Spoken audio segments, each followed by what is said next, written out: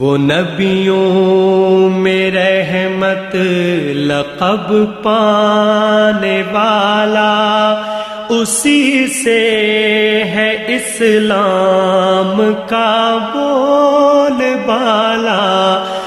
नाज़रीन, अवामी न्यूज़ में ख़बरनि जो सिलसिलो जारी है। इन वक्त असीं तव्हांखे कंडियारो में ख़बर ॾींदा हलूं त दरबेलो शहर के रवासी नौजवान इम्तियाज़ मेमण इलाइक़े के बासर के मुबिना नाजाइज़िन ख़िलाफ़ पाक किताब खणी कंडियारो में सहाफ़िन अॻियां एहतजाज कयो है। इन मौके ते इंदाईंदे चयो त कुछ बासर वसीम अंसारी, अज़हर अली दोस्त मूंखे बिना जवाज़ तंग करे रहिया आहिनि ऐं हिन मूं ते कूड़ा केस दाख़िल कराए रहिया आहिनि, जंहिं सबबु सख़्त परेशान आहिनि। चयो त 9 साल अॻु मुंहिंजो भाउ अयाज़ रोड हादसे में फ़ौत थी वियो, जंहिं कुछ माण्हुनि सां बेकरी जे करे ॾेती लेती हुई। मूं कुछ वक्त अॻु ॾेती लेती वारे माण्हुनि खे चेक ॾिना हुआ, जंहिंजी रक़म अदा करण बावजूदि हिन मूं ते केस दाख़िल कराए हरासा करे रहिया आहिनि। हद जी ठारूशाह पुलिस बासरनि जी वंगार बणिजी वई है। पुलिस रिश्वत एवज़ बासरनि जी धुर बणियल है। गरीब मिस्किन हुजण करे केर बि मदद करण वारो न है। वसवारनि खां मुतालबो कयो त साण इंसाफ़ कयो वञे। मज़ीद खबरों और तफसीलात के लिए विजिट करें हमारी वेबसाइट www.awamiNewsHD.com।